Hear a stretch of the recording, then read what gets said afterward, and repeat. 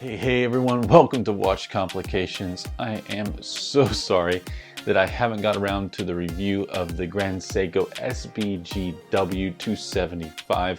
I've really meant to. I got it late last year, did the unboxing video, and I'm getting around to it now. But that's given me time to wear it, to get some more insight into the pros and cons of it, and to receive custom straps that I ordered for it, which I think you'll really like to see. This watch has a unique look anyway. Strap is one way to give it just a little bit more of that kick, that personality. That's true of any watch, but particularly on something like this. So I'm going to go a little bit more in detail on the straps. And of course, we'll throw the macro stuff in as well. But it's time we got to the full review of the Grand Seiko SBGW275. There were two other models in this series, the 273 and the 277. I'll show pictures of those. If you want a little bit more content related to this review, you want to look at the pictures that you'll see scattered throughout, a little bit of text, pro cons list, that kind of stuff, check out my post on watchcomplications.com, my website, where you'll find all things watch reviews, watch making, watch tools, everything watches. Check out the website and consider following me on Instagram at watch_complications. Right now, let's talk Grand Seiko. Here we go. All right, so what I want to do is talk the specs, pros and cons, straps. No, this is not the original strap that came on this watch. I'm going to go a little bit more in depth on straps because I bought some custom ones for this watch that I think look better than the original. So specs, the diameter on this is a little bit on the smaller side, and it's kind of on my lower boundary. It's about 37.3 millimeter, 37 and a quarter. Height 12.06, that's what it measures from case back to top of crystal. On the site it says height is 11.6, but my guess is they measured that without the crystal. Lug to lug and how that's going to feel on the wrist, 44 and a quarter. And then our odd lug width that happens sometimes on GS models, Seiko models, and some other watches, 19 millimeter, which is, you can find straps, of course, on Amazon in typical sizes, 18, 19, 20, 21, 22. But the odd numbers are a little bit more sporadic with what you can find, and the overall weight on this on a leather strap is about 64 grams, just a little under. 63.62 is what I measured on the original strap. The case is stainless steel. Crystal is a box-shaped sapphire. Exhibition case back. Screws to hold down the case back. It is sapphire as well on the back. I tested that. The crown is a regular push-pull crown, and we have 3 ATM of water resistance, so 30 meters, about 100 feet. I know I'm flying through it a little bit, but I want to get to the good stuff. Movement in this is the 9S64. It is a manual wind movement. It looks, of course, spectacular. Grand Seiko finishing. I mean, just look at that. I don't even have to go macro. It's just beautiful. By the way, lots of reflection in here today. I have multiple lights on. It's snowing outside. So, but I mean, look, let's just take a moment, right? Let's just take a moment to appreciate this. Again, sorry for all the reflection, but it helps show it off too. I gotta admit. Anyway, so complications in the 9S64 hand wound movement is, of course, time. It's got hacking. The beat rate is 28.8. Power reserve is a wonderful thing on this. It's 72 hours roughly and 24 joules. In terms of what they say this accuracy should be on this particular movement, they advertise +5 to -3 a day. I measured about +4 to -5, so it's really close in that range in which they advertise. I averaged about -2 a day on this particular watch movement. Amplitudes a little bit low in 200s, 205 to 215, but still works out pretty well in terms of overall timekeeping. So the cost on this watch is $4,900, which is sort of mid-range when it comes to GS, when you're thinking like both pre-owned and sort of new stuff. So it's a reasonable price, given the fact that it is Grand Seiko, the movement in it, accuracy, power reserve, that dial manufacturing and finishing, case finishing, and the fact that this has a 6-year warranty. That's significant. There's no lume on this. The strap that originally came on it is a dark blue crocodile. I'll say more about this in a few minutes, but here's what it looks like. It's got the, of course, the crocodile look on it. It's, a comfortable leather for the most part, 19 millimeter width as we discussed, and it's got the Grand Seiko buckle on it. Now we're talking Grand Seiko, so we're going to be highlighting the dial, obviously, and you're going to get lots of views of the colors. The light hits it in different angles, different ways, but it's sort of like a fiber texture. I reviewed a Seiko Presage, the Irish coffee, had sort of similar texture and look to it. So whether you're going Grand Seiko or some of the Seiko lines like the Presage, where they get really into the detail with the dial design and dial work, all of them are just spectacular, really. This is sort of a teal color in terms of the models that were offered in this limited edition run. It's a quote-unquote green, line of GS watches. This is more of a turquoise teal. Again, lots of labels you could slap on this particular color. There are 3 different models in this series. This is the SBGW275. There was also the 273, which is like a lighter shade of green with a blue seconds hand. And then there was the 277, darker green with the silver colored, white, whatever you want to call it, a seconds hand like this one. And then there's this sort of teal model. So there's more green. This is more of a teal turquoise color. Now I will say Grand Seiko, in my estimation, has gone overboard with the limited edition runs. It's good to have some of those from time to time. I think it's more important to have a solid foundation in regular run watches, and then the occasional limited edition, they've kind of gone to the extreme. Omega did that as well. I think they need to sort of rein that back in a little bit. That's my opinion.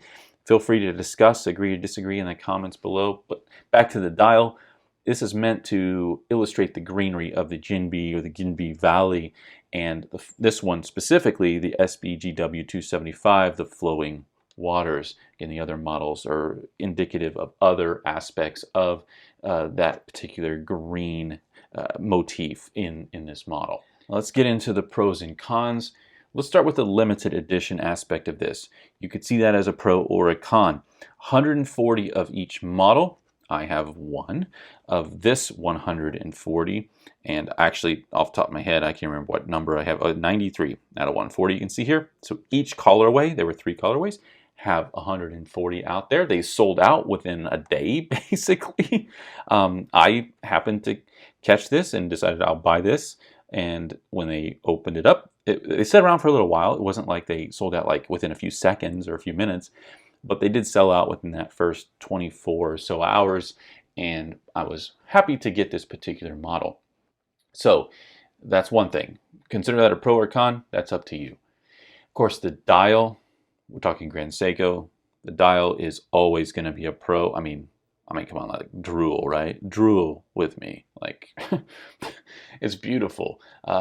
The crystal, I really like, the box sapphire on this. It's got a sort of a vintage look. The size speaks vintage, being around 37, 38 millimeter.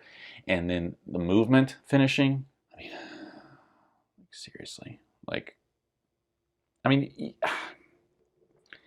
I'm not going to say anything else about that specifically. Come on. One important thing I will say about this that I think is exceptional is, look, you can see the movement.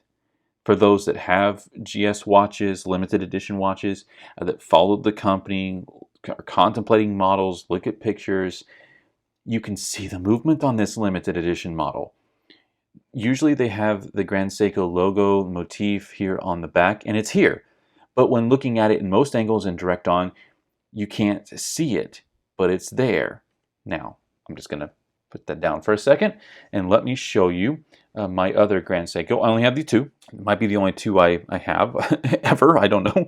I want to keep these 2 because I like them. So here's my SBGE 249 LE Spring Drive GMT. This is AKA the Blizzard, which I obviously have a review on, particularly the custom strap from Megado. Just beautiful, beautiful watch. But this is what you're typically going to see on an LE model, is there'll be some printing of the Grand Seiko, logo and the lion somewhere on the back of the movement, which kind of masks and hides the movement. Sometimes these are this blue color, sometimes they're a gold color, right? It kind of varies a little bit. But, I kind of wish they didn't do that as often. It looks okay on this. I mean, that blue sort of matches, with the strap that I put on this and whatnot. But still, it's like, come on, you're covering up one of the best aspects of the watch. It's here as well. It's kind of a smoked white color. It's got transparency to it. Let me just angle the watch. You can see it there. right? Same thing, but oh so subtle, and almost when you look at it in any light, it just lets the movement exist. There's just no barrier between the eyes and the finishing on this movement. The beautiful 9S64, you can see there, 24 jewels. I mean, ooh. Okay, I'm back. I calmed down. But one of the best things about this limited edition run is that smoked GS logo branding on the exhibition back, finally letting people see the movement. Again, the movement itself, I think, is a massive pro, particularly the power reserve being 72 hours about, and the size, it's about right. You know, it's 37 millimeter, which a lot of people are going to find on the small side these days, as people have gotten used to looking at divers, thinking about divers wearing divers, which are typically larger watches. But it's a tad small, but it's wearable, and for a dress occasion, looks great. But not necessarily just dressed occasions, but a great casual wear where it's not taking up, you know, your attention or everyone else's attention on the wrist, but man, it makes a powerful impact given its size. This is a great release compared to other limited editions that I've seen as of late from Grand Seiko. Of course, besides my the Blizzard over there. Obvious Pro, each one is like a unique fingerprint. They're going to have, you know, all of the different, I don't know what else to describe it except the fibers, right? Different arrangement, different locations, different spots where it might be a little bit unique. You can kind of see on mine, there's like one spot here around 8 o'clock that it's got a little bit of a gap there. These dials have that unique personality to them. Number 93 looks different from the other 139 watches in the run, and that's just the way it is. So I've talked pros with a little bit of the con stuff thrown in, but what are the really big cons, if any, on this watch? Two things really come to mind for me. One, I've already sort of alluded to, the overboard LE path that GS is using right now. I was okay with it and started, you know, like, okay, sure at first, but now it's gone too far. Let's rein that sucker back a little bit. The other thing is something I would say is the truth across many GS models, even the two that I have personally bought, not just those that I've looked at, but the two that I've owned myself, is I don't use the original straps or / bracelet, right, that came on my GS watches. So on the Blizzard 249, SBG 249, I really appreciate it much more on the leather strap. Again, it's a custom-made strap, expensive strap, but well worth the investment. The Grand Seiko bracelet doesn't have a micro adjust. I just live in a climate where you need a micro adjust. Sorry, half links don't get you all the way there through a day in terms of on the fly sort of resizing and getting you in a comfortable spot with wearing the watch. At least the leather allows you to get a little bit closer in that respect. When it comes to the strap that came on this originally, it's not my style in the sense that I don't like the polished glossy leather look. Crocodile strap, it's nice, but also I think when you have dark and light shades of blue, they can sometimes look okay if the contrast level is just right, and that's what they've kind of gone for here. But it's not a super comfortable leather. It would take a while for it to get broke in.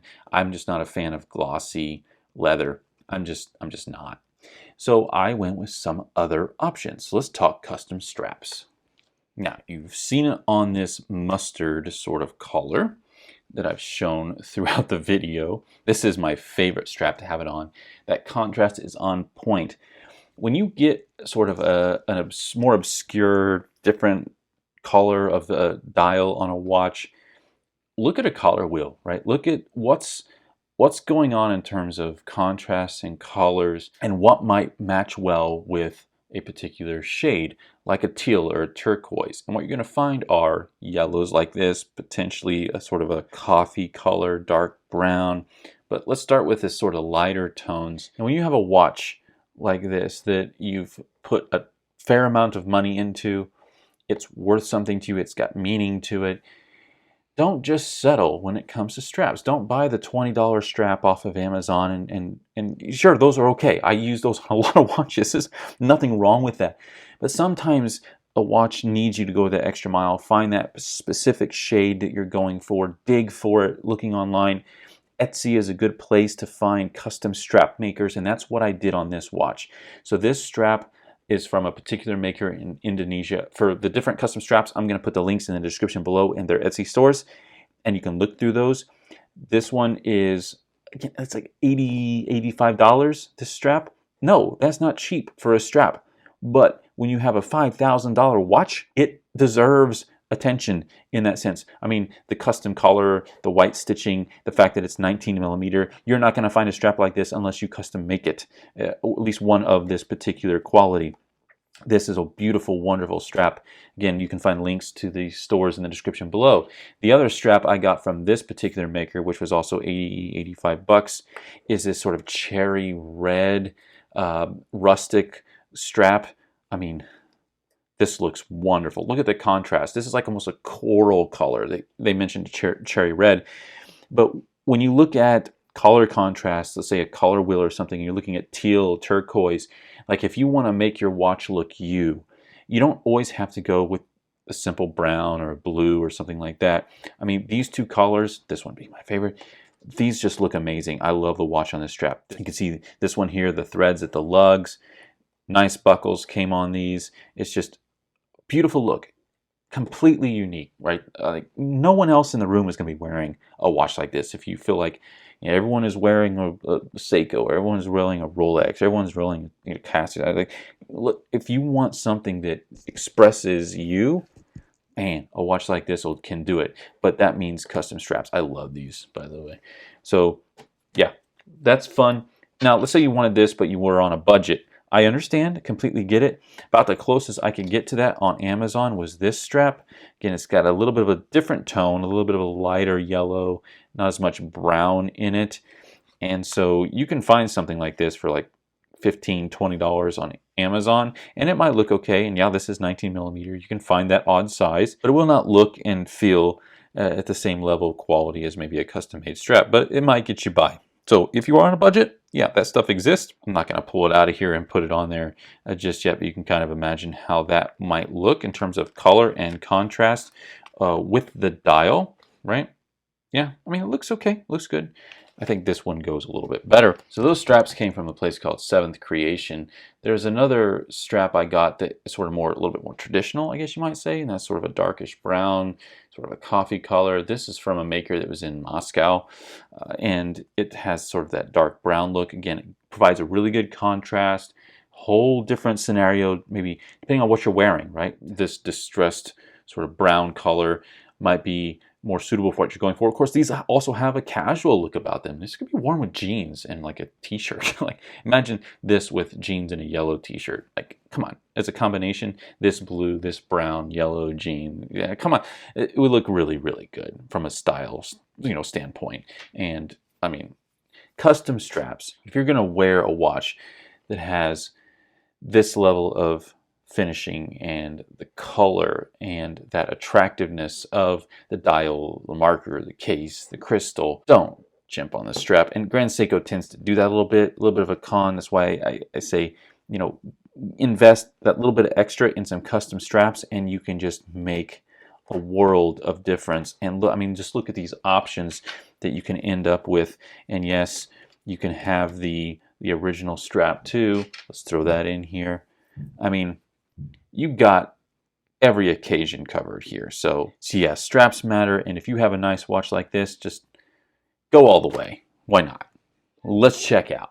Well, between the unboxing, and I know it took some time to get back to it, but now you've got a little bit of a deeper look at and insight into this particular limited edition run of these green Grand Seiko series SBGW models.